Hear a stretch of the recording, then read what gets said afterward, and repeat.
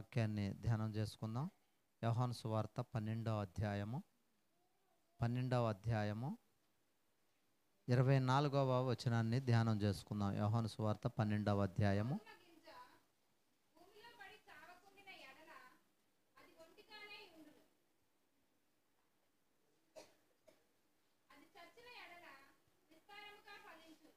చాలు, చదవబడినటువంటి మాటల కొరకు ప్రార్థన చేసుకుందాం. మహాపరిశుద్ధుడా, మహాగణుడా, మహోన్నతుడా, కృపగలిగిన దేవ, ప్రేమ కలిగిన తండ్రి, జీవాధిపతి, మా జీవమును జీవాధారమైనటువంటి దేవుడా, నీ పాదాలకు స్తోత్రాలు. చదవబడినటువంటి వాక్యమును మా అందరి నిమిత్తం మీరు ఆశీర్వదించండి. చదివినటువంటి వారిని దీవించండి, వినుచున్నటువంటి వారిని దీవించండి. చెప్పనయ్యున్నటువంటి నా నోటికి మీరు బోరగా ఉండి మీరే మాట్లాడమని, వినుచున్న ప్రతి ఒక్కరికి తోగాను ఆశీర్వాదకరంగాను మీకు మహిమకరంగా మాకు అందరికీ దీవెనకరంగా జరుగునట్లుగా మీరే సహాయం చేసి నడిపించుకొని మీరు మహిమ పొందమని యేసు నామములో అడిగి వేడుకొనుచున్నాము తండ్రి, ఆమేన్. దేవునికి స్తోత్రం. హల్లెలూయా. కొద్ది నిమిషాలు దేవుని మాటలను జాగ్రత్తగా శ్రద్ధగా విందాం. మరి శ్రద్ధగా వినాలని ప్రభు పేరిట మీకు మనవి. మనం చదువుకున్నటువంటి వాక్య భాగాన్ని మనం జాగ్రత్తగా గమనించి విన్నట్లయితే యోహాను సువార్త 12వ అధ్యాయం 24వ వచనాన్ని ధ్యానం చేసుకున్నాం. ధ్యానించినటువంటి మాటల్లో ఉన్నటువంటి విషయాలు ఏంటంటే, ఏంటా మాట? గోధుమ గింజ భూమిలో పడి సావకుండిన ఎడల అది ఒంటిగానే ఉండును, చచ్చిన ఎడల విస్తారముగా ఫలించును.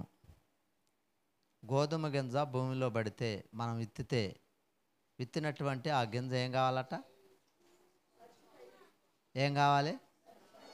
చచ్చిపోవాలా. చచ్చిపోయి కొత్త రూపం రావాలా. చనిపోయి కొత్త రూపం రాకపోతే దానికి ఫలింపు ఉండదు. ఉదాహరణకు మీరు గమనిస్తే మన పొలంలో కందిత్తనం వేసినాం అనుకోండి. ఆ కందిత్తనం వేస్తే ఆ విత్తనం ఏమైపోవాలా? చచ్చిపోయి మొక్కగా పైకి వచ్చి తర్వాత ఫలిస్తుంది, అనేక కాయలు కాస్తుంది. అది దీని అర్థం. అది చనిపోలేదనుకోండి, చనిపోకపోతే ఫలింపు అనేటటువంటిది ఉండదు. మరి ఎవరిని గురించి మాట రాయబడి ఉంది దేవుని యొక్క వాక్యంలో అని మనం ఆలోచన చేస్తే, కొరింథీ పత్రిక 15వ అధ్యాయంలో అంటాడు, ప్రథమ ఫలము క్రీస్తే అని అంటాడు. ప్రథమ ఫలము క్రీస్తే అంటే క్రీస్తు చనిపోయిండు. అందుకే 15వ అధ్యాయం 3వ వచనంలో ఒక మాట ఉంది, చూడండి ఏముందో. కొరింథీ పత్రిక 15వ అధ్యాయం 3వ వచనం.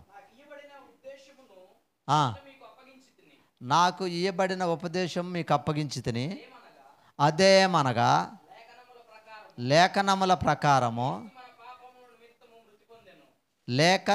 ప్రకారము క్రీస్తు మన పాపముల నిమిత్తము మృతి పొందెను, సమాధి చేయబడిను, లేఖనముల ప్రకారము. దేవునికి స్తోత్రం చెప్పండి. లేఖనముల ప్రకారము యేసు ప్రభు వారు చనిపోయారట. తర్వాత లేఖనాల ప్రకారము ఆయన సమాధి చేశారు. లేఖనాల ప్రకారము 3వ రోజున తిరిగి లేచెను. దేవునికి స్తోత్రం. విత్తనాన్ని మీరు గమనించండి. భూమిలో విత్తనాలు వేసిన తర్వాత ఎన్నో రోజు మొలకెత్తుతుంది?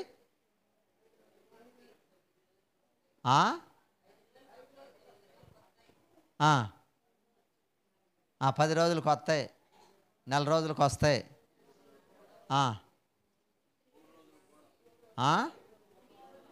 3గే కరెక్ట్.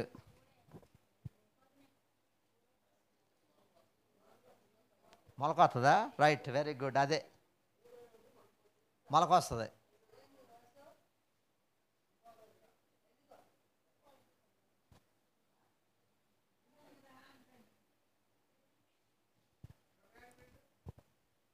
దేవునికి స్తోత్రం. హల్లెలూయా. నాకెళ్ళి చూడండి, ఎన్నో రోజు మొలక వస్తుంది అంటే 3వ రోజుకు వస్తుంది. విత్తనం వేస్తే ఖచ్చితంగా 3వ రోజు మొలకేస్తుంది. ఎందుకు 3వ రోజు మొలకేస్తుంది అని అంటే, దేవుని యొక్క లేఖనాల ప్రకారం 3వ రోజు ప్రభువారు తిరిగి లేచిండు కనుక 3వ రోజున మొలకెత్తాల. మొలకెత్తలేదని అంటే దానికి నీళ్ళు కానీ గాలి కానీ సూర్యరశ్మి కానీ తగలకపోతే మూడో రోజు రాదు. ఇక మీరు అన్నట్టుగా 5వ రోజు వస్తుంది, 6వ రోజు వస్తుంది, 4వ రోజు వస్తుంది, మిగతా రోజులు వస్తాయి. ఖచ్చితంగా రావలసినటువంటిది ఎన్నో రోజు అంటే 3వ రోజే. వేసినటువంటి 3వ రోజు రావటానికి భూమి చదునుగా ఉండాలా, తర్వాత తడి ఉండాలా, పొడి ఉండాలా, గాలి ఇవన్నీ కరెక్ట్గా ఉంటే ఖచ్చితంగా 3వ రోజుకి వస్తుంది కదంతే. ఇవన్నీ లేవు అనుకోండి, లేకపోతే వర్షం రాలేదు, బాగా ఎండగా ఉంది, ఎండగుంటే ఏమైంది, మరలా వర్షం వచ్చినప్పుడు ఆ వేసినటువంటి కింద ఎప్పుడు మొలకెత్తుద్ది, తర్వాత ఇక ఎన్ని రోజులు కానీ మొలకెత్తుద్ది నీళ్ళుంటే, తడి ఉంటే. కానీ యాక్చువల్గా ఎప్పుడు మొలకెత్తాలా? 3వ రోజున మొలకెత్తాలి. ఎందుకు 3వ రోజున మొలకెత్తాలా? ప్రభువారు చనిపోయి, లేఖనాల ప్రకారం చనిపోయి సమాధి చేయబడి తిరిగి 3వ రోజున మృత్యుంజయుడై లేచిండు కనుక 3వ రోజున మొలకెత్తుద్ది. అదేంటదట? గోధుమ గింజ, గోధుమ గింజ, గోధుమ గింజ. అందుకే దేవుని యొక్క వాక్యంలో ఏముందంటే లేవీకాండం 23వ అధ్యాయం 13వ వచనంలో చూడండి ఏముందో. 23వ అధ్యాయం 13వ వచనం. లేవీకాండం చదవనటువంటి వాళ్ళు బైబిల్ దెబ్బపాకండి, నాకెళ్ళి చూడండి.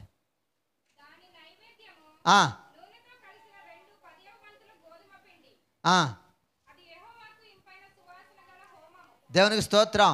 దేవునికి ఇంపైన హోమం ఏంటనంటే గోధుమ పిండి. మనం ఇందాక చదువుకున్నటువంటి ఏ విత్తనం అట?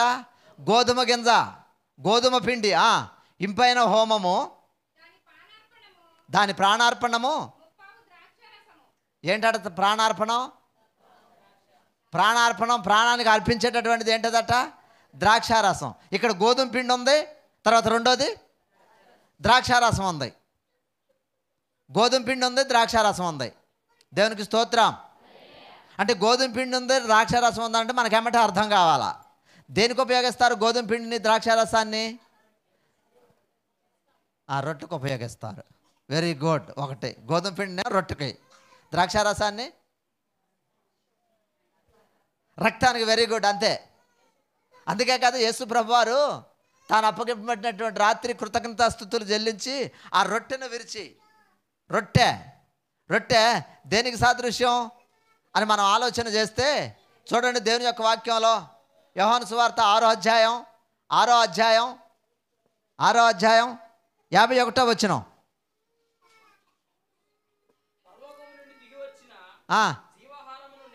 దేవునికి స్తోత్రం. పరలోకము నుండి దిగి వచ్చినటువంటి జీవాహారము నేనే. యేసు ప్రభువారే జీవాహారం. మన పితరులు మన్నాను తిన్నారు. పరలోకము నుంచి భూలోకానికి పంపబడినటువంటి, భూలోకంలో కురిచినటువంటి ఆ మన్నాను తిన్నారు. మన్నాను తిన్నటువంటి వాళ్ళు కూడా చనిపోయారు. జనరల్గా తినేటటువంటి భోజనం తిన్నటువంటి వాళ్ళు కూడా చనిపోయారు.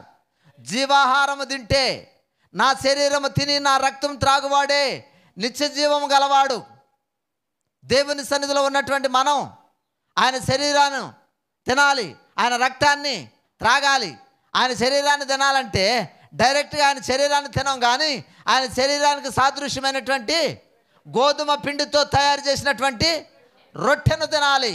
అందుకే నేను పరలోకము నుండి దిగి వచ్చినటువంటి జీవాహారమును నేనే. దేవునికి స్తోత్రం. ఎవడైనాను ఈ ఆహారము తింటే వాడెల్లప్పుడూ జీవించును. చనిపోడు. ఒకవేళ చనిపోయినా కూడా బ్రతికేటటువంటి ధన్యత, తిరిగి లేచేటటువంటి ధన్యత. అంతేకాకుండా అంత్యదినమున నేను వాణ్ణి లేపుతాను. బ్రతుకుతారు తింటే. ఆయన రక్తాన్ని తాగాలి. ఆయన రక్తం ఎటువంటిదట? ఎటువంటిదనంటే 1 పేతురు పత్రిక 1వ అధ్యాయం 19వ వచనంలో ఉంటుంది చూడండి. 1వ అధ్యాయం 19వ వచనం.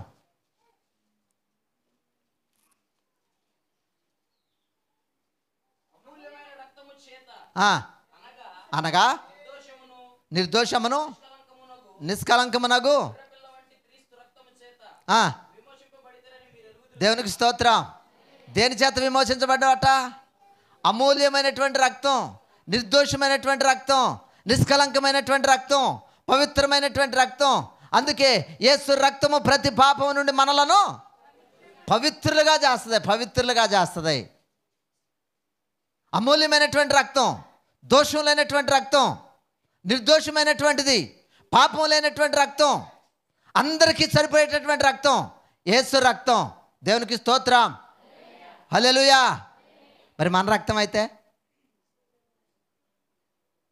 రబ్బాయ్ బ్రేసిద్దే అందరు నీకేలే చూస్తున్నారు, ఇటెంట్లు లేదురా, కూర్చో. దేవునికి స్తోత్రం, హల్లెలూయా. ఏ రక్తం అట ప్రభువారిది? ఇంకా నిష్కలంకమైనటువంటి రక్తం, కలంకం లేదు, పవిత్రమైనటువంటిది, పాపం లేనటువంటిది, పరిశుద్ధమైనటువంటిది, నిర్దోషమైనటువంటి, ఏ దోషం లేదు ప్రభువారి రక్తంలో. మరి మన రక్తంలో ఏముంది? మన రక్తంలో టెస్టులు చేపిస్తే తెలిసింది కదా. అప్పుడు దాకా మనకేం తెలియదు. ప్రభువారి రక్తాన్ని టెస్ట్ చేయాల్సినటువంటి అవసరత లేదు. దేవునికి స్తోత్రం. కనుక నా ప్రియమైనటువంటి దేవుని పిల్లలారా, ఇందాక గోధుమ గింజ అన్నటువంటిది అది ప్రభువారికి సాదృశ్యమై ఉన్నది. గోధుమ రొట్టె ఆయన శరీరానికి సాదృశ్యమై ఉన్నది. తర్వాత మనం గమనిస్తే ఆయన రక్తం పవిత్రమైనటువంటిది. ఆయన రక్తానికి సాదృశ్యంగా మనం తీసుకునేటటువంటిది ఏమిటి అని ఆలోచన చేస్తే ఏంటదట? ఆయన రక్తానికి సాదృశ్యంగా తీసుకునేది ద్రాక్షారసం. ఏ రసం? ద్రాక్షారసం. మరి ద్రాక్షారసానికి ఉన్న ప్రభు రక్తానికి ఏంటి సాదృశ్యం అని మనం ఆలోచన చేస్తే యెషయా గ్రంథం 5వ అధ్యాయం 2వ వచనం చూడండి ఏముందో. యెషయా గ్రంథం 5వ అధ్యాయం 2వ వచనం.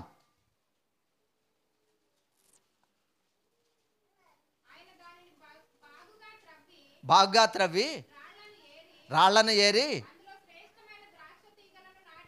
దేవునికి స్తోత్రం. ఏ తీగలట నాటించింది? ఏ తీగలట? ఏ తీగలో? Very good. దేవుడు నిన్ను దీవించను కాక. ఏ తీగలో? నువ్వు ఆగమ్మా. ఏ తీగలో? గట్టి చెప్పాలా? అది రావాలి. అది రావట్లా మీకు. శ్రేష్టమైనటువంటి ప్రభు రక్తం. ఏ రక్తం అట? అమూల్యమైనటువంటిది. అమూల్యమైన అంటే శ్రేష్టమైనటువంటిది. అది రాట్లా. ద్రాక్ష ద్రాక్ష ద్రాక్ష ఒకటే ద్రాక్ష, ఒకటే తీగ అంటున్నాం. అది కూడా రావాలా?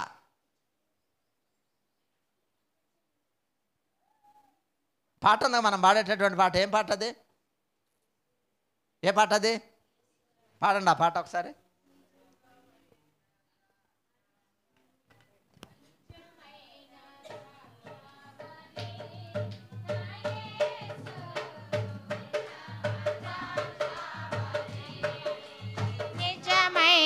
ద్రాక్షావలే నా యేసు ఉత్తమ ద్రాక్షావలే. దేవునికి స్తోత్రం. ఏ ద్రాక్షావల్లి? ద్రాక్షావల్లి 3-4 సార్లు గట్టిగా అనగా ద్రాక్షావల్లిలోకి వచ్చారు. నేను అన్నదేంది?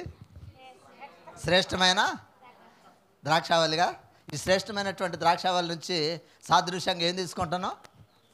ఆయన రక్తానికి సాదృశ్యం తీసుకుంటాం అంటూ అమూల్యమైనటువంటి రక్తం అని చెప్పా. ఇప్పుడు ఏం పాట పాడాలా?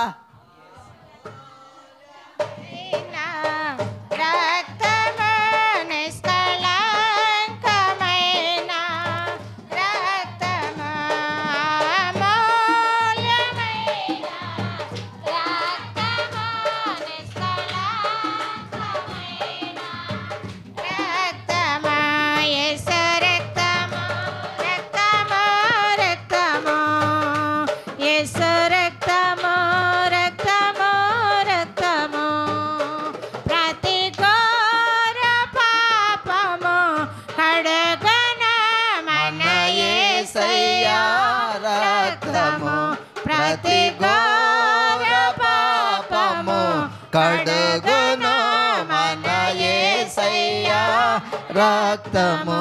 బహద కమలమణగనే చెమట రక్తముగా మారెనే. బహద కమలమణగనే చెమట రక్తముగా మారెనే. యేసు రక్తము రక్తము రక్తము యేసు రక్తము రక్తము రక్తము అమూల్యమైన రక్తము నిష్కళంకమైన రక్తము అమూల్యమైన రక్తము నిష్కళంకమైన రక్తము రక్తము రక్తము దేవునికి స్తోత్రం. హల్లెలూయా. పాడేది గట్టిగా పాడాలి, మళ్ళీ నసుకొద్దేగా, అసలు ఏ డౌట్ వద్దేగా. పాడుతున్నాం అన్నట్టు గట్టిగానే పాడాలి, లేకపోతే మౌనంగా ఉండాలి. దేవునికి స్తోత్రం. ఏ రక్తం అట? అమూల్యమైనటువంటి రక్తం. ఏ ఏ ఏ తీగట? శ్రేష్టమైన ద్రాక్ష తీగ, శ్రేష్టమైనటువంటిది. మరి ద్రాక్ష తీగకును ద్రాక్ష రసానికి యేసుప్రభు రక్తానికి ఏంటి సంబంధం? సంబంధం ఉందా? ఏంటి సంబంధం? ఇందాక ఫస్ట్లో పాడారు చూడండి, ఏం పాట పాడారు? నిజమైన ద్రాక్షావళి. ఏ ద్రాక్షావళట? ప్రభువారు ఏ ద్రాక్షావళట? చూడండి, యోహాను సువార్త 15వ అధ్యాయం మొదటి వచనంలో, యోహాను సువార్త 15వ అధ్యాయం మొదటి వచనంలో, దేవునికి స్తోత్రం. ఏ ద్రాక్షావళట? నిజమైనటువంటి ద్రాక్షావళి. నేను నిజమైన ద్రాక్షావళిని, నా తండ్రి వ్యవసాయకుడు. వ్యవసాయకుడు ప్రభువారు నిజమైనటువంటి ద్రాక్షావళి. ప్రభువులో మనం అంటుకట్టబడాలి. అంటుకట్టబడితే చేదు ఫలాలు ఫలించకుండా శ్రేష్టమైనటువంటి ఫలాలు ఫలిస్తాం. చేదు అనుభవాలు లేకుండా అద్భుతమైనటువంటి ఆశీర్వాదాలు మనం పొందుకుంటాం. కనుకనే ఈ యొక్క శరీరం ఆ గోధుమ పిండికి, గోధుమ రొట్టెకు సాదృశ్యం అయితే, ప్రభువారి యొక్క రక్తానికి ఈ శ్రేష్టమైన అమూల్యమైనటువంటి ఈ ద్రాక్ష రసం ఆయన రక్తానికి సాదృశ్యమై ఉన్నది. అందుకే ఆ ప్రభు చనిపోయారు కనుకనే అనేక మంది లేపబడతారు, అనేక మంది బ్రతికించబడతారు. ఆ విత్తనం చనిపోతే ఏమైందట? ఫలిస్తుందని రాయబడి ఉంది.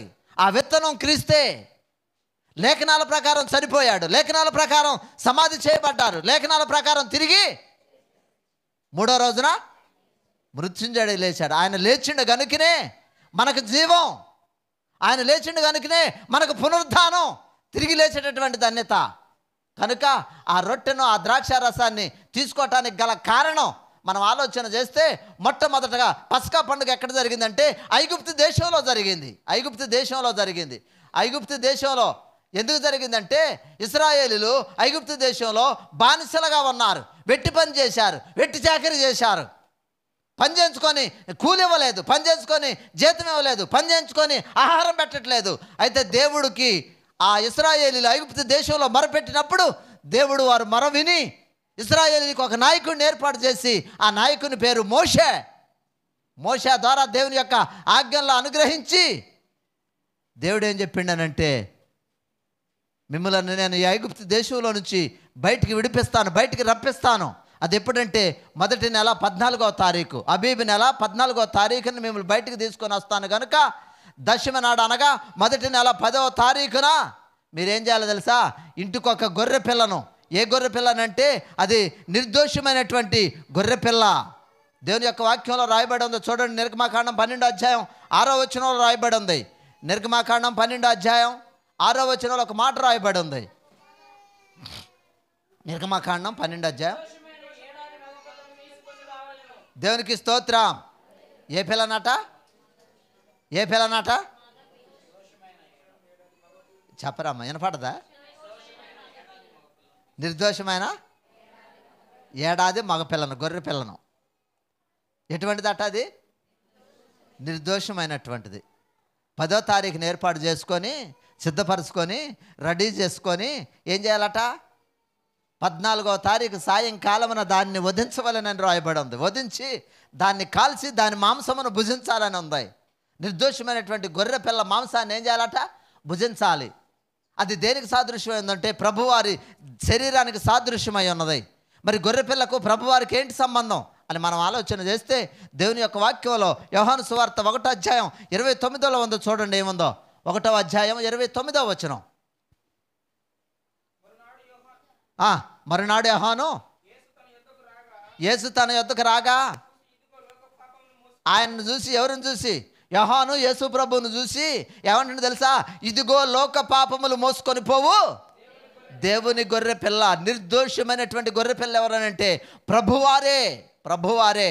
ఆయనలో పాపం లేదు, ఆయనలో కపటం లేదు, ఆయనలో మోసం లేదు, ఆయనలో అన్యాయం లేదు, ఆయనలో అక్రమం లేదు. అందుకే ఆయన నిర్దోషమైనటువంటి గొర్రెపిల్ల. అందుకే యోహాను చూపెడుతూ ఉన్నాడు ప్రభువుని, ఇదిగో లోక పాపములు మోసుకొని పోవు దేవుని గొర్రెపిల్ల. ఆ గొర్రెపిల్లను వధించాలి. ఆ గొర్రెపిల్ల వధించబడాలి. ఎప్పుడు వధించబడాలంటే మొదటి నెల 14వ తారీఖున. రక్తము చిందించకుండా పాపం పోదని హెబ్రీ పత్రిక 9:22లో రాయబడి ఉంది. రక్తము చిందించకుండా ఏం పోదట? పాపం పోదు. పాపం పోవాలంటే రక్తం చిందించాలా. ఏ రక్తం చిందించాలా? మన రక్తం అయితే పాపం పోదు. మన రక్తం అయితే ఏమైతే తెలుసా? నా బ్లడ్ నీకెక్కిస్తే ఏమైంది? ఏమైంది? నాకేం కాదులే, కానీ ఎవరికైతే ఎక్కిస్తానో ఎక్కించేటటువంటి వాళ్ళు వాళ్ళ బ్లడ్ గ్రూప్ నా బ్లడ్ గ్రూప్ ఒకటి కాకపోతే చాప్టర్ క్లోజ్ అయ్యాక డాక్టర్ గారు సర్టిఫికేట్ రాయాల్సిందే. కానీ నేను నా గ్రూపులు కలవేమో, కానీ నా యేసయ్య గ్రూపు మాత్రం అందరికీ కలిసిద్ది, ప్రపంచానికే కలిసిద్ది. ఎందుకో తెలుసా?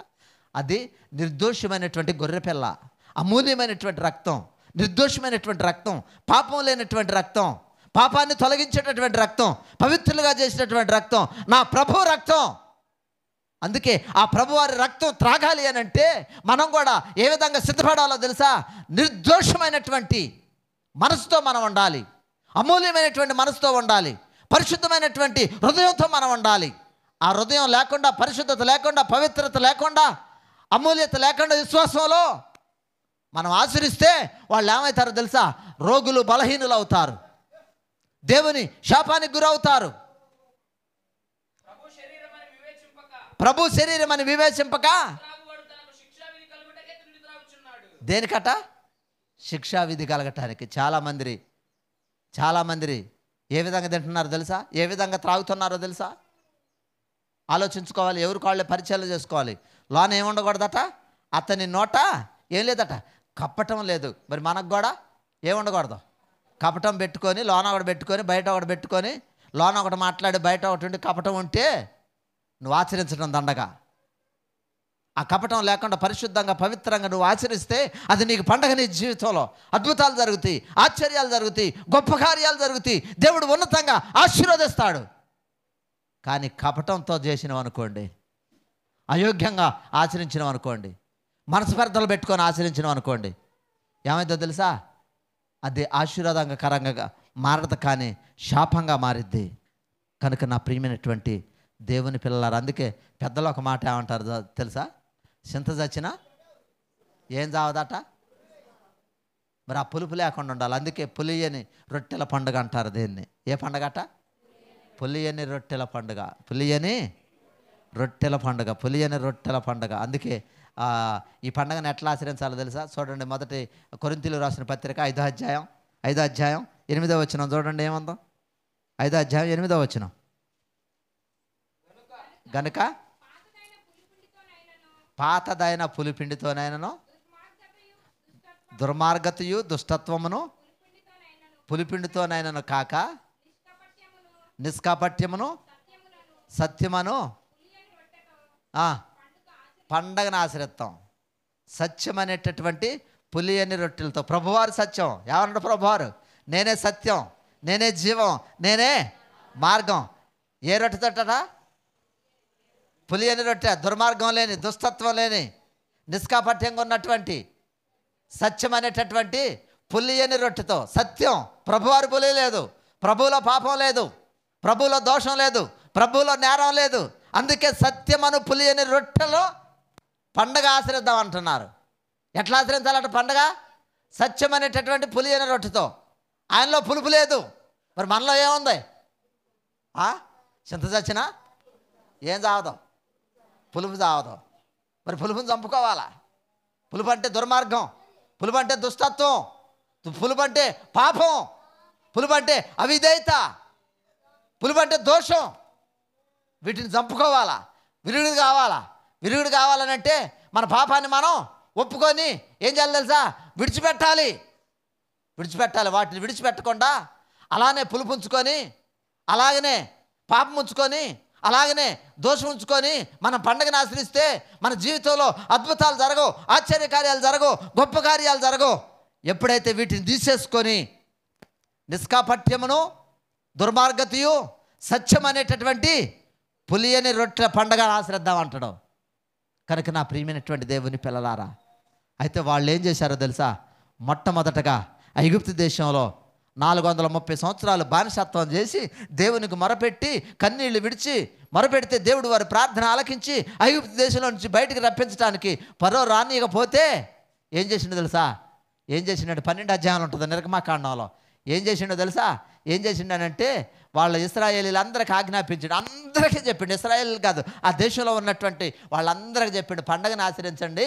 ఇంటికి ఒక నిర్దోషమైనటువంటి ఏడాది గొర్రెపిల్లను 10వ తారీఖున ఏర్పాటు చేసుకోండి. 14వ తారీఖు సాయంకాలమున దాన్ని వధించండి.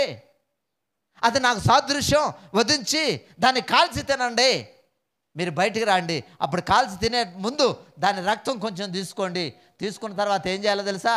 ఆ రక్తాన్ని దారబంధపు కమ్ములకి రాసుకోండి, నిలువు కమ్ములకి అడ్డ కొమ్ములకి రాసుకోండి అని చెప్పిండు. రాసుకుంటే ఏమైందో తెలుసా? సంహారదూత వస్తుంది. సంహారదూత వచ్చి ఆ ఇంటిలో ఉన్నటువంటి తొలిసూరి సంతానం అతము కాకుండా, చనిపోకుండా నా గుర్తును చూసి మీ ఇల్లు దాటిపోద్ది అని చెబితే నమ్మినటువంటి వాళ్ళందరూ కూడా ఆ విధంగా చేశారు. చేస్తే సంహారదూత వచ్చింది ఆ రాత్రే. సంహారదూత వచ్చి చూస్తే ఆ ఇంటికి ఏం గుర్తుందో తెలుసా? రక్తపు గుర్తుంది. ఆ రక్తపు గుర్తుని చూసి సంహారదూత ఏం చేసింది తెలుసా? వీళ్ళు దేవుని పిల్లలు, దేవుని మాట విన్నటువంటి వాళ్ళు ఆ ప్రభువారి ఆ రక్తపు గుర్తు వేసుకున్నారు కనుక ఆ రక్తపు గుర్తుని దాటి మరో ఇంటికి పోయారు. మరో ఇంటికి సంహారదూత పోతే ఏం జరిగిందో తెలుసా? ఏం జరిగిందంటే ఆ ఇంట్లో గుర్తు లేదు. గుర్తు లేకపోతే తొలి సంతానం అంతా చనిపోయారు. మొట్టమొదట పుట్టినటువంటి కోళ్ళు కానీ, కుక్కలు కానీ, పశువులు కానీ, గొర్రెలు కానీ, గేదెలు కానీ, ఏదైనా సరే, పిల్లలు కానీ, మొదటి సంతానం అంతా చనిపోయారు. తర్వాత ఇంకొక ఇంటికి పోయారు. ఇంకొక ఇంటికి పోతే ఆ ఇంటికి గుర్తుంది. గుర్తున్నటువంటి ఇల్లు రక్షించబడ్డది. గుర్తులేనటువంటి ఇల్లు దేవునికి స్తోత్రం. ఆ రక్తపు గుర్తును చూశారా? ఆ గుర్తును చూసి సంహారదూత ఏం చేసిందట? దాటిపోయింది. ఆ రక్తపు గుర్తు ఎవరిదనంటే ఆ రక్తపు గుర్తు ప్రభుది. ఆ రక్తం ఎవరిది? ప్రభుది. యేసు రక్తం ప్రతి పాపం నుండి పవిత్రులుగా చేస్తుంది, నిర్దోషులుగా చేస్తుంది, మరణాన్ని దాటిస్తుంది, నిత్య జీవంలోకి నడిపిస్తుంది. ఆ రక్తం ఎంత విలువైనదో తెలుసా? అమూల్యమైనటువంటి రక్తం, ఎవరు కొనలేనటువంటి రక్తం, ఎవరు ఇవ్వలేనటువంటి రక్తం. ఆ రక్తాన్ని మనం త్రాగేటప్పుడు ఎలా ఉండాలో తెలుసా? పశ్చాత్తాపం రావాలి, పాపాన్ని విడిచిపెట్టాలి, దేవుని యొక్క ప్రేమ కలిగి ఉండాలి.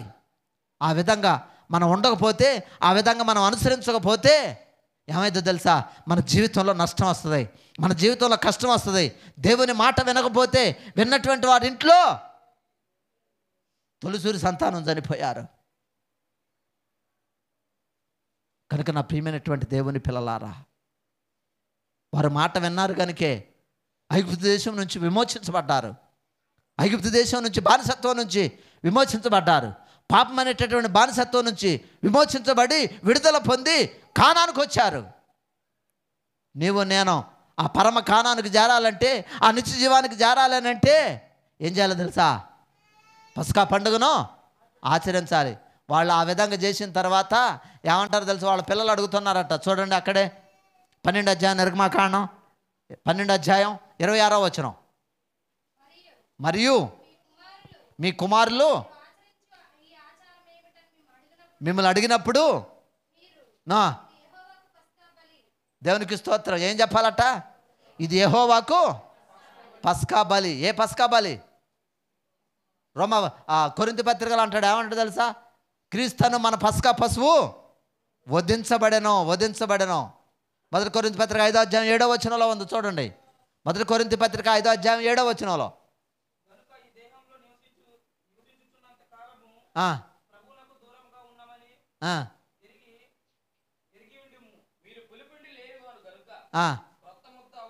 క్రొత్త ముద్ద అవుటకై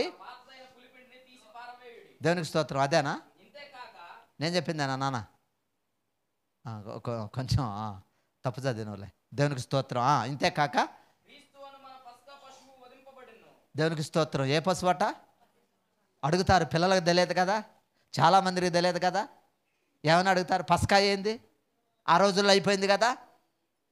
ఏ రోజుల్లో అయిపోయింది?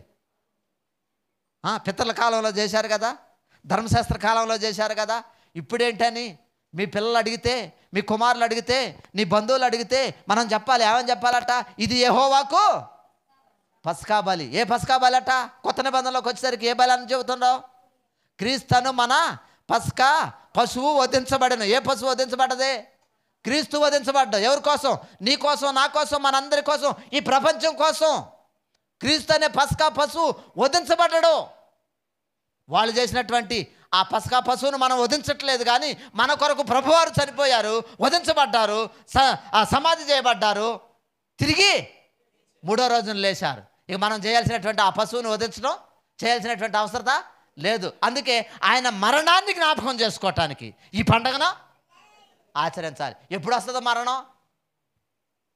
ఎప్పుడు వస్తుంది మరణం? మరణ రోజు సంవత్సరానికి ఎప్పుడు వస్తుంది? ఒకసారి వస్తుందా? నెల వస్తుందా? 2 నెలలు వస్తుందా? 3 నెలలు వస్తుందా? ఎన్ని నెలలు వస్తుంది? మరి మనం ఎప్పుడు చేయాలా? అందరు ఎప్పుడు చేస్తున్నారు? నెల చేస్తున్నారు. కొంతమంది సెవెంత్ అడ్వెంటిస్టులోనైతే 3 నెలలకు ఒకసారి చేస్తారు. ఇంకా వేరువేరుగా వారం వారం రొట్టె ద్రాక్షారసం ఇచ్చేటటువంటి వాళ్ళు ఉన్నారు. మరణాన్ని జ్ఞాపకం చేసుకోమన్నాడుగా. అందుకే మేము వారం వారం ఇస్తామండి. మరణం ఎప్పుడు జ్ఞాపకం చేసుకోవాలి? ఎప్పుడు వస్తుంది మరణదినం? మన అబ్బాయి బర్త్డే ఎప్పుడు వస్తుంది? సంవత్సరానికి ఒకసారే వస్తుంది. మన నాన్న బర్త్డే డెత్ డే ఎప్పుడు వస్తుంది? సంవత్సరానికి ఒకసారి వస్తుంది. ఆ రోజు జ్ఞాపకం చేసుకుంటాం, ప్రార్థన చేసుకుంటాం, ప్రార్థన పెట్టుకుంటాం. ఎప్పుడు? సంవత్సరానికి ఒకసారి. మరి ఎప్పుడు చేయాలా? బుధవారం చచ్చిపోయింది అనుకోండి, ఇవాళ బుధవారం, శనివారం చనిపోయింది అనుకోండి, ఇవాళ శనివారం, మళ్ళీ నెక్స్ట్ శనివారం చనిపోయింది కదా, మళ్ళీ నెక్స్ట్ శనివారం చేస్తాం. ఏం చేస్తాం? మరి ఒకసారే చేయాలా? దేవుని యొక్క వాక్యం అదే చెబుతుంది. మరణాన్ని జ్ఞాపకం చేసుకోవడానికి దీన్ని ప్రచురం చేయండి అని చెబుతుంది. మరి అందరూ ఎట్లా చేస్తున్నారు? ప్రభువారు ఎన్నిసార్లు చేసిండు? 3.5 సంవత్సరాలు సేవ పరిచర్య చేసిండు. 30 సంవత్సరాలకి సేవ ప్రారంభించి 3.5 సంవత్సరాలు ప్రభువారు పరిచర్య చేస్తే, ఆ పరిచర్యలో 3.5 సంవత్సరాల్లో ఆయన చనిపోయే ముందు ఏం చేసిండు తెలుసా? ఈ ఆచారాన్ని ఆచరించాడు. ఆ రాత్రి ఏం చేసిండు? శిష్యుల పాదాలు గడిగి, నేను గడిగినట్టుగా మీరు కూడా ఒకరినొకరు కడుక్కోమన్నాడు. ఒకరినొకరు కడుక్కోమన్నాడు. మరి ఒకరినొకరు కడుక్కుంటున్నారా? కడుక్కున్న తర్వాత ఏం చేసిండు? భోజన పంక్తిలో నుంచి లేచి తువాలు తీసుకొని నడుము కట్టుకొని ఒకళ్ళ పాదాలు ఒకళ్ళు కడుక్కోండి అని చెప్పి కృతజ్ఞత రొట్టెను తీసుకొని కృతజ్ఞతాస్తుతులు చెల్లించి ఏం చేసిండు? విరిచి, ఇది నా కొరకైనా మీ కొరకైనా నా శరీరం, దీన్ని తీసుకున్నప్పుడు నన్ను జ్ఞాపకం చేసుకోమనడం. ద్రాక్షారసం తీసుకొని ఎత్తి కృతజ్ఞతాస్తుతులు చెల్లించి, మీ కొరకు చిందించబడిన కొత్త నిబంధన అయినటువంటి నా రక్తం అని ప్రభువు చెబితే, మనోళ్ళు అందరూ ఎప్పుడు చేస్తున్నారు? వారానికి ఒకళ్ళు, 2 వారాలకు ఒకళ్ళు. ఈ నమ్మోళ్ళకి భలే నమ్ముతున్నారు. మరి వాక్యం ఏం చెబుతోంది? మరణాన్ని జ్ఞాపకం చేసుకోండి. ఎప్పుడు మరణం వస్తుంది? మరి బర్త్డే బాగానే చేస్తారు సంవత్సరానికి ఒకసారి. మరి డెత్ డే దగ్గరికి వచ్చేసరికి అది బాగానే ఉంది సార్, తప్ప రేటు తర్వాత విషయం. మరి డెత్ డే దగ్గరికి వచ్చేసరికి వారం వారం వస్తుందా? 2 నెలలకు ఒకసారి వస్తుందా? నీకు అనుకూలమైనటువంటి సమయంలో వస్తుందా? సంవత్సరానికి ఒక్కసారి మొదటి నెల 14వ తారీఖు ఐగుప్తీయుల దేశంలో నుంచి ఇశ్రాయేలీయులు విడుదల పొందినటువంటి రోజు, పాప శాపం నుంచి, బానిసత్వం నుంచి విడుదల పొందినటువంటి రోజు, బయటికి తీసుకొచ్చినటువంటి రోజు, మనలను నిత్య జీవంలోకి నడిపించడానికి వచ్చినటువంటి రోజు, నా ప్రభువు చనిపోయినటువంటి రోజు. కనుక నా ప్రియమైనటువంటి దేవుని పిల్లలారా, అడుగుతారు చాలామందికి తెలియదు. రొట్టె ద్రాక్షారసం తీసుకుంటారు కానీ ఏం చేయరు? ప్రభువారు ఏం చెప్పిండు?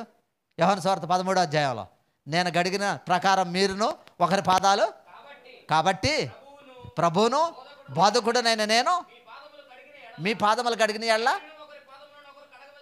ఏం చేయాలట? అక్క ఏం చేయాలి అక్క? నిద్రపోవాల్సిందే. దేవునికి స్తోత్రం. గట్టిగా చెబుదాం, గట్టిగా చెబుదాం, చేతులు ఎత్తుదాం, ఇంకా గట్టిగా చెబుదాం. దేవునికి స్తోత్రం. హల్లెలూయా. ఏం చేయాలట? నేను బోధకుడను ప్రభువును కనుక నేను కడిగినట్లు మీరు కూడా ఒకరి పాదాలు ఒకరు కడగవలసినదే. కడగవలసినది అంటే ఏం చేయాలట? కడుక్కోవాల్సిందే ఖచ్చితంగా. మరి కడుగుతున్నారా?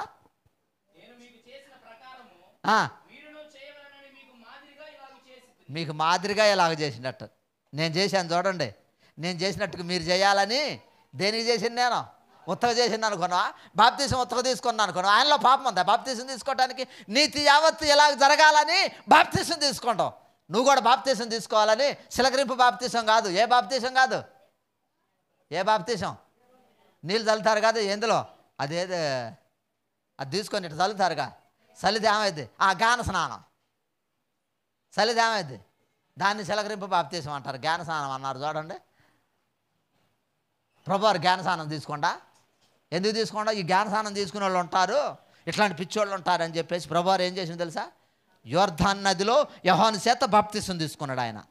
ఎందుకు తీసుకున్నాడు ఆయన? అయ్యా నేను నీకు బాప్తీసం అమ్మా నీకు ఇవ్వటానికి, నాకు ఇవ్వటానికి అవసరం లేదనంటే నీతి యావత్తు ఎలాగ జరగటానికి తీసుకోవాలని చెప్పేసి ప్రభువారు మనకు మాదిరిగా తీసుకోండు. మరి మనం ఏం చేస్తాను? అలా పిల్లోడికి ఏమన్నా తెలిసిద్దా? చిన్నపిల్లోడికి కూడా ఏమెత్తారామా? జ్ఞానస్నానం ఎత్తారుగా. మరి జ్ఞానస్నానం ఇస్తే మరి ఏం తెలిసిద్ది? ఎవరికి ఇవ్వాలి జ్ఞానస్నానం? మైండ్ మెచ్యూర్డ్ కావాలా? అంటే మైండ్ మెచ్యూర్డ్ కావాలంటే మన దేశ లా ప్రకారం 18 సంవత్సరాలు నిండాల. అప్పుడు మైనార్టీ తీరితే మేజర్ కాబట్టి చేసుకోవాలో తీసుకోవద్దో వాళ్ళకి తెలుసు. పాపం చేయాలో చేయొద్దో, అబద్ధం ఆడాలో దొంగతనం చేయాలో లోబడొద్దో వాళ్ళకి తెలుసు కనుక వాళ్ళకి ఇవ్వాలా.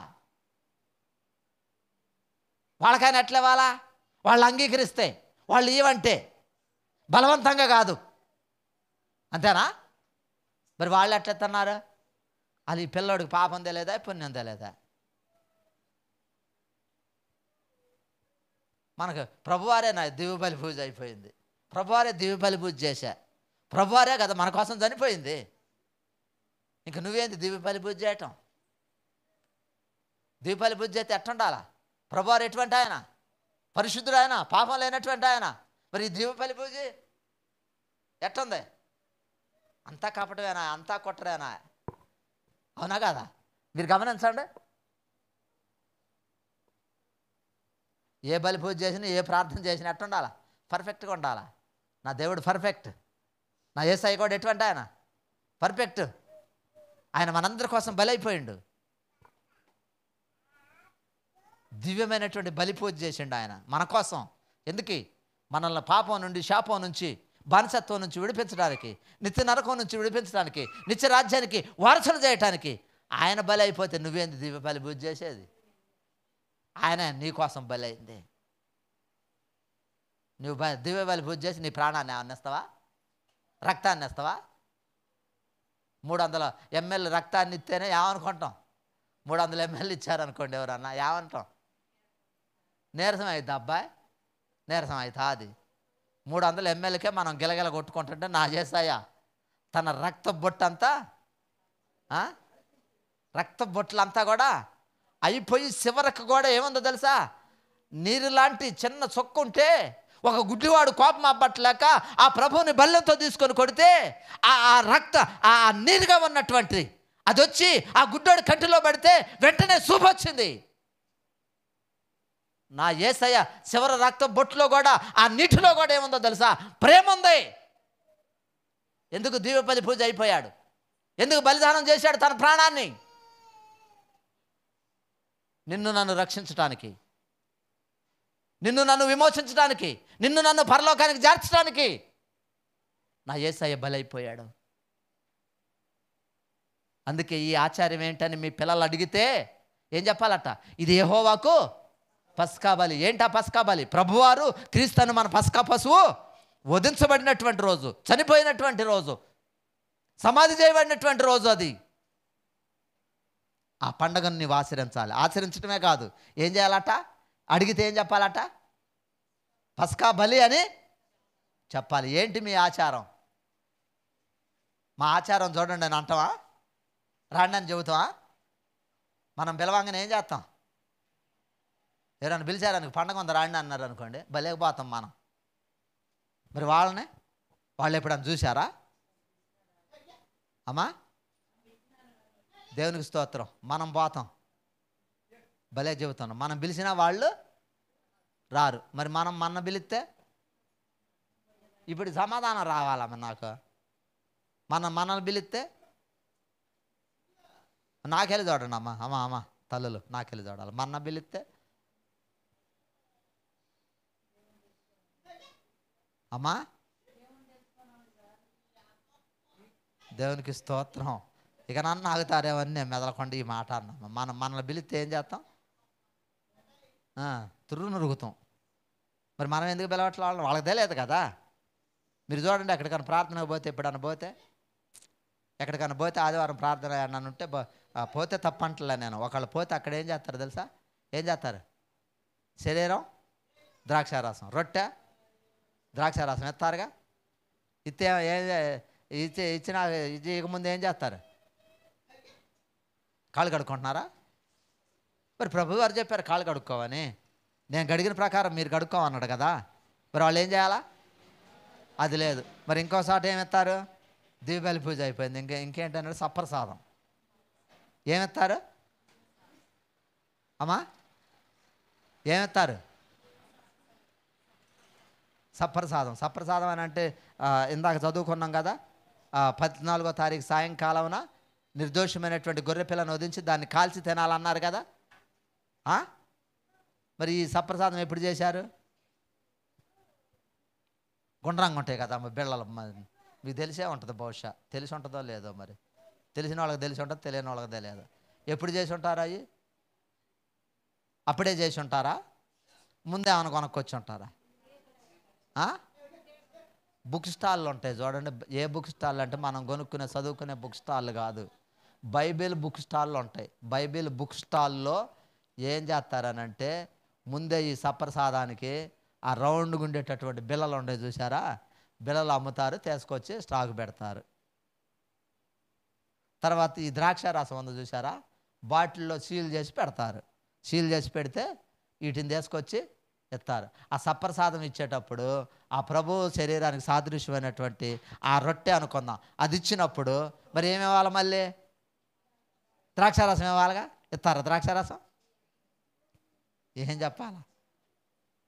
మరి ప్రభు వారు చేసిండు కదా. ఏం చేసిండు? 2 ఉన్నాయి కదా అక్కడ, అవునా కాదమ్మా? మరి 2 ఉన్నప్పుడు కృతజ్ఞతాస్తుతులు చెల్లించి రొట్టె విరిచి, ఇది నా శరీరం, దీన్ని తినివాడు నిత్యజీవం గలవాడు అని చెప్పిండు కదా. ఇరిచిచ్చి ద్రాక్షారసం ఇచ్చి ఏమండో, నా వలనైనా కొత్త నిబంధన అన్నాడు. ఇది పాత నిబంధన కోడెల రక్తం, మేకల రక్తం, యేసు ప్రభు వారి రక్తం, కొత్త నిబంధన. మరి ఇది ఉండాలి కదా అక్కడ. మరి ఇది ఇవ్వకుండా అది ఉంటే కరెక్టేనంటారా? మీరు ఆలోచించండి. వాళ్ళని ఎవరిని విమర్శించడం కాదు. విమర్శించడం వల్ల నాకు వచ్చే కిరీటం లేదు, పోయేటటువంటి నష్టం లేదు. వాస్తవాన్ని ఆలోచన అమ్మా. అర్థం కావట్లేదా? ఏడన్నా గొడ్లు కాడ ఉన్నారా? ఎండేనా? ఇక్కడేనా? జాగ్రత్తగా నాలు మీరు అయితే. మళ్ళీ ఒకసారి చెబుతా, జాగ్రత్తగానండి. మీకు టైం అయిపోయినా పర్వాలేదు, మీకు అర్థం కావాలా. యేసు ప్రభువారు మన కోసం ప్రాణాన్ని పెట్టారు కదా. ఆ ప్రాణం పెట్టి చనిపోయేటటువంటి ముందు ఏం చేశారో తెలుసా? తాను అప్పగింపబడినటువంటి రాత్రి ఏం చేశారంటే, ప్రభు భోజనం చేస్తూ ఉంటే ఆయన లేచి వచ్చి ఏం చేసిండంటే, నడుముకి కండం కట్టుకోండు. మనం కూడా కండం కట్టుకుంటాంగా. కట్టుకొని ఏం చేసిండనంటే, కాళ్ళు కడగటానికి వచ్చిండు. అందరూ గడుక్కుంటూ వచ్చిండు శిష్యులకి. పేతురు దగ్గరకు కూడా వచ్చిండు. ఎవరి దగ్గరకు వచ్చిండు? పేతురు దగ్గర. శిష్యులు మిగతా వాళ్ళందరూ గడిగిండు, పేతురు దగ్గరకు వచ్చిండు. పేతురు దగ్గరకు వస్తే పేతురు గారు ఏమన్నారంటే, అయ్యా నువ్వు పరిశుద్ధుడు కదా, నా కాళ్ళు కడగటానికి నేను యోగ్యుడిని కానయ్యా, వద్దని ఆపటానికి చూసిండు. ఎవరు? పేతురు గారు వద్దని ఆపటానికి చూస్తే ప్రభు గారు ఏమన్నారని అంటే అందుకు యేసు కడగని ఎడల నేను నిన్ను కడగలేదనుకో, నీ కాళ్ళు కడగలేదనుకో, నీ కాళ్ళు కడగపోతే నాలో నీకు భాగం లేదు, నా రాజ్యంలో నీకు భాగం లేదనంటే అప్పుడు పేతురు గారు ఏమంటుండంటే అయితే అయ్యా నా కాళ్ళే కాదయ్యా నా బాడీ మొత్తం శుభ్రంగా కడుగయ్యా అంటాడు. శుభ్రంగా కడగమని అంటే ప్రభువారు ఏమన్నారంటే బాడీ కడుక్కోవటానికి వీల్లేదయ్యా. ఎందుకని? స్నానం చేసినావు కదా. స్నానం చేసిన తర్వాత ఇప్పుడు మనం బాత్రూంలోకి వెళ్ళి స్నానం చేసి వస్తాం. స్నానం చేసిన తర్వాత బయటకు వచ్చిన తర్వాత ఏం చేస్తాం? ఒకవేళ ఆ ట్యాప్ దగ్గరికి వెళ్ళి బయట బోర్ దగ్గరికి వెళ్ళి ఏం చేస్తాం? కాళ్ళే కడుక్కుంటాం. మళ్ళీ మొత్తం బాడీ నిండా నీళ్ళు పోసుకుంటాం. అంటే స్నానం అంటే ఏంటంటే అక్కడ బాప్తిసం తీసుకున్నటువంటి వాళ్ళని అర్థం. బాప్తిసం తీసుకున్నటువంటి వాళ్ళు ఏం చేయాలట? పాదాలు ఎందుకు కడుక్కోవాలా? నేను గడిగిన కదా మీకు, నేను గడిగిన ప్రకారం మీరు ఒకళ్ళకొకళ్ళు కడుక్కోవాలని ప్రభు చెప్పిండు. అర్థమైందాక? ఎందుకు కడుక్కోవాలి? ఇప్పుడు ప్రభు చేసిండు కనుక మనం చేయాల. ఈ బిళ్ళలా ఓకే ఓకే ఓకే ఇదే చెప్పకముందే తెలుసా? అర్థం చెబుతానా ఓకే ఓకే ఓకే అయితే ఇది అయిపోయిన తర్వాత పాదాలు గడిగిండుగా, కడగటం అయిపోయిన తర్వాత నేను ఎట్టయితే గడిగినో మీరు కూడా అట్టనే కడుక్కోమని చెప్పిండు. ఎవరు చెప్పింది? ప్రభువారు. చెప్పిన తర్వాత ఏం చేసిండనంటే రొట్టెను తీసుకొని కృతజ్ఞతాస్తుతులు చెల్లించి దేవునికి అది ఇరిచి ఏమంటాడనంటే దీన్ని తీసుకున్నప్పుడు నన్ను జ్ఞాపకం చేసుకోండి అంటాడు. దేన్ని? రొట్టెను.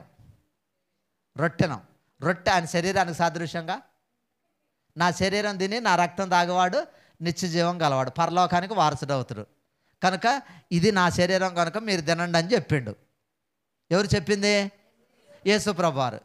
చెబితే ఆ రొట్టెని తీసుకుంటే మనం కూడా ఏం చేస్తున్నాం? రొట్టెని ఇరిచి ప్రార్థన చేసి దేవునికి కృతజ్ఞతాస్తుతులు చెల్లించి బాప్తిసం తీసుకున్నటువంటి వాళ్ళకి, కాళ్ళు కడుక్కున్నటువంటి వాళ్ళకి ఇస్తున్నాం. ఓకేనా? ఇది అర్థమైంది. తర్వాత నెక్స్ట్ ఇక మీ డౌట్ ఏంటనంటే కొంతమంది సేవకులు, కొంతమంది విశ్వాసులు, అయ్యగారులు ఏం చేస్తున్నారనంటే మనం ఎప్పుడు చేస్తాం ఈ పండుగ? పస్కా పండుగ సంవత్సరానికి ఒకసారి చేస్తాం. మిగతా వాళ్ళు ఎప్పుడు చేస్తున్నారు తెలుసా? వారానికి ఒకసారి, 2 వారాలకు ఒకసారి, 3 వారాలకు ఒకసారి, నెలకు ఒకసారి, 2 నెలలకు ఒకసారి, 3 నెలలకు ఒకసారి ఇట్లా చేస్తున్నారు. ఇట్లా చేస్తుంటే నేనేమంటానంటే మరణదినం ఎప్పుడు వస్తుంది?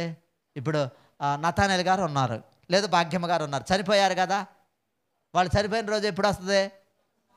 వారం వస్తుందా? నెల వస్తుందా? 2 నెలలకు వస్తుందా? 3 నెలలకు వస్తుందా? ఎప్పుడుకి వస్తుంది? డిసెంబర్కి వస్తుంది. అంతేగా? డిసెంబర్ అప్పుడు మనం ఏం చేస్తాం? జ్ఞాపకం చేసుకోవటానికి సమాధి దగ్గరికి వెళ్ళి చిన్న పలహారం చేయటం, నలుగురిని పిలవటం, లేకపోతే భోజనం ఏర్పాటు చేసుకోవటం, లేదా ఆ దైవజనులు పిలిచి ప్రార్థన చేయించుకోవటం, జ్ఞాపకం చేసుకుంటాం. అట్లనే ప్రభువారి మరణదినాన్ని జ్ఞాపకం ఎప్పుడు చేసుకోవాలా? సంవత్సరానికి ఒకసారి. మరణదినం ఒకసారి వస్తుంది కనుక అప్పుడే జ్ఞాపకం చేసుకోవాలి. పస్కా ఎప్పుడు ఆచరించారు? సంవత్సరానికి ఒకసారి. ఆయన చనిపోయే ముందు ఈ పస్కా పండుగని ఆచరించిండు కనుక అందరూ ఏం చేస్తున్నారంటే సప్పరసాదం అంటున్నారు. చూడండి, చిన్నదే, మీకు ఏమనాలా, తిమ్మిరి పిల్ల ఉంటుంది చూసారా అక్క? తిమ్మిరి పిల్ల తెలుసా మీకు? ఆ తిమ్మిరి పిల్ల లాంటిది ఇంకొంచెం పెద్దగా ఎడలుపుకుంటుంది. దాన్ని ఏమంటారంటే సప్పరసాదం అంటున్నారు. ఎప్పుడు ఎత్తన్నారు? ఈ పిల్లగాళ్ళు వచ్చినా జ్ఞానస్నానం ఎత్తారు చూడండి. జ్ఞానస్నానం అని అంటే బాప్తిసం. జ్ఞానస్నానం అంటే బాప్తిసం. బాప్తిసం ఎట్టెత్తారంటే ఇప్పుడు ఈ అమ్మాయి ఉంది కదా, ఈ అమ్మాయికి బాప్తిసం ఇవ్వాలంటే ఏం చేయాల్సిన పని లేదు. ఆ నీళ్ళని తీసుకొచ్చి ఎట్టిట్టు కొడితే అమ్మాయి తల మీద పడితే బాప్తిసం అయిపోయినట్టే. ఇప్పుడు అర్థమైందా? దీన్ని ఏమంటారు? నిజమంటారు అక్క? Very good. ఇప్పుడు లైన్లోకి వచ్చారు. ప్రభువారు అందుకే నీళ్ళల్లో మునిగి తీసుకున్నారు. యోహాను ఇస్తుంటే ఏమన్నారంటే అయ్యా నేను నీకు ఇవ్వటానికి ఇల్లేదయ్యా, నువ్వు గొప్పోడివి, లోకరక్షకుడివి, పాపం లేనటువంటి వాడివి, నీకెందుకయ్యా బాప్తిసం అని అంటే, నీకెందుకు బాప్తిసం అంటే ప్రభువారు ఏమన్నారంటే నీతి యావత్తు ఎలాగ జరగటానికి నేను మాదిరిగా తీసుకుంటున్నానని చెప్పారు. అక్క మాదిరిగా తీసుకుంటున్నా అన్నారు. అందుకే ఆయన తీసుకున్నాడు కాబట్టి, నీళ్ళలో తీసుకున్నాడు కాబట్టి మనం కూడా ఏ బాప్తీసం తీసుకుంటున్నాం? నేను నీటి బాప్తీసం తీసుకుంటున్నాం. ఆయన శరీరాన్ని ఇచ్చిండు కాబట్టి ఆ శరీరంతో పాటు ఏముండాలా? ద్రాక్షారసం ఉండాలా. కానీ ఇది ఇస్తున్నారు చూడండి, సప్రసాదం, దీపావళి పూజ సప్రసాదం. ఇది ఇచ్చినప్పుడు ఏమి వేయాలా? అవునా కాదు జ్యోతమ్మ? ఇది ఉన్నప్పుడు ఏముండాలా? ద్రాక్షారసం కూడా ఉండాలిగా. మరి ద్రాక్షారసం ఇస్తున్నారా? ఇట్లా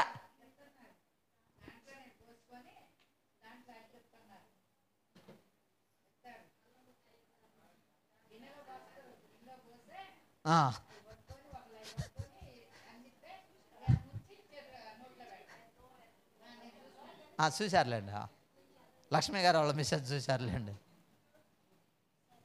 ఇస్తున్నారామా? దేవునికి మహిమ కలిగినాక ఇస్తే మంచిదే కానీ నేనేమంటున్నానంటే ఒక్క నిమిషం ఇస్తే మంచిదే కానీ మరి ప్రభువారు 14వ తారీఖున నిర్దోషమైనటువంటి గొర్రెపిల్లను వధించారుగా. వధించినటువంటి గొర్రెపిల్లని ఏం చేయమండ? కాల్చి తినమనడం. కాల్చిన తర్వాత ఏం చేయమండ?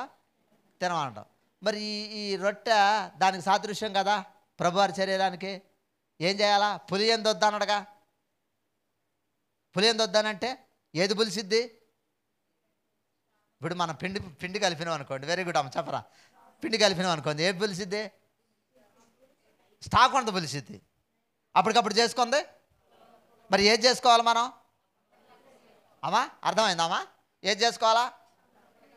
అది ఇప్పుడు అర్థమైంది అక్క. అందుకనే మనం ఫ్రెష్గా చేసుకొని తింటున్నాం. కనుక మీ పిల్లలు అడిగితే ఏం చెప్పాలనంటే ఇది యెహోవాకు పస్కా బలి అని చెప్పాలా. తెలియనటువంటి వాళ్ళు ఉన్నారు, కాళ్ళు కడగనటువంటి వాళ్ళు ఉన్నారు, ఇలా చేసినటువంటి వాళ్ళు ఉన్నారు. వాళ్ళని పిలిచి మన దగ్గరికి ఏం చేయాలా? చూడండి మా దగ్గర ఒకసారి దేవుని యొక్క వాక్యం ఏం చెబుతుందో చూడండి. మీకులాగా మేము చేయట్లేదు కదా, ఒకసారి రండి అని చెప్పాలా వద్దా? మరి మనం ఏం చేస్తాం? మనం చెబితే రారండి, మనం చెబితే రారు, కానీ మనమైతే పోతామండి. దేవునికి స్తోత్రం. అర్థమైందమ్మా? కనుక నా ప్రియమైనటువంటి దేవుని పిల్లలారా, ఈ పస్కా పండుగను ఆచరించేటటువంటి మనం, ఆ పరిశుద్ధమైనటువంటి అమూల్యమైనటువంటి రక్తాన్ని స్వీకరించేటటువంటి మనం, ఆయన పవిత్రమైనటువంటి నిర్దోషమైనటువంటి నిష్కలంకమైనటువంటి ఆయన పరిశుద్ధుడు. ఎబ్రీ పత్రిక 7:26 వచనంలో ఉంటుంది. ఆయన నిర్దోషి, నిష్కల్మసుడు, పవిత్రుడు, పాపం లేనటువంటి వాడు, మనందరికీ సరిపోయినటువంటి వాడు. సరిపోయినటువంటి వాడు. కూర్చోరా. సరిపోయినటువంటి వాడు. మరి ఆ పవిత్రమైనటువంటి ఆ శరీరాన్ని, ఆ రొట్టెను తీసుకోవటానికి, అమూల్యమైనటువంటి ఆ రక్తాన్ని త్రాగటానికి మరి మనం ఎలా ఉండాలా? ఎట్లా ఉండాలా? మంచిగా ఉండాలా? చెడ్డగా ఉండాలా? కనుక మనందరం కూడా అటువంటి మంచి మనసు కలిగి, పవిత్రమైనటువంటి హృదయం కలిగి, పరిశుద్ధమైనటువంటి మనసు కలిగి దేవుని సన్నిధిలో ఆ పండగను ఆచరించి దేవుని చేత మనం ఆశీర్వదించబడి నిత్యరాజ్యానికి వారసులు కావాలని, ఆ పండగ కొరకు మీరంతా భక్తిగా ప్రార్థనలో ఉపవాసం ఉండి ఆచరించాలని దేవుని సేవకునిగా నేను కోరుకుంటూ ఈ మాటలను ముగిస్తున్నాను. దేవుడి ఇట్టి మాటలను మన వినికిడిలో దీవించి ఆశీర్వదించును గాక. ఆమేన్. దేవునికి స్తోత్రం. దేవుడు మీ అందరినీ దీవించును గాక. ఆమేన్.